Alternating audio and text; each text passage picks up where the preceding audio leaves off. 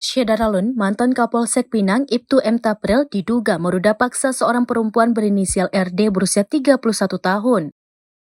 RD mengaku peristiwa ruda paksa itu terjadi di sebuah hotel pada tanggal 18 Juli 2022.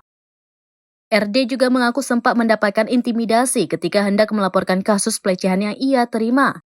Ibtu M. Tapril lalu dilaporkan ke Polda Metro Jaya atas tuduhan pelecehan seksual.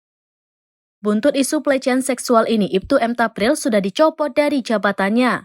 Ibtu M. Tapril dimutasi ke Polda Metro Jaya sejak 29 Oktober 2022. Kabid Humas Polda Metro Jaya, Kombes Endra Zulpan, mengungkapkan hasil temuan sementara yang diperoleh penyidik. Dikutip dari tribunjakarta.com pada Kamis 17 November 2022, Zulpan menyebutkan bahwa Ibtu M. Tapril dan korban menjalani hubungan atas dasar suka sama suka. Menurutnya, Ibtu M. Tapril tidak melakukan ruda paksa seperti yang dituduhkan RD. Zulpan mengatakan Ibtu M. Tapril mengaku kerap memberikan imbalan berupa uang kepada RD setiap kali berhubungan, sehingga penyidik akan mendalami lagi keterangan dari Ibtu M. Tapril dan RD. Sementara itu, Zulpan menegaskan sekalipun Ibtu M. Tapril memberikan imbalan setelah melakukan hubungan badan, perbuatannya tetap tidak dibenarkan. Secara terpisah, RD membantah bila pemberian uang dari M. Tapril untuk bayaran setelah berhubungan.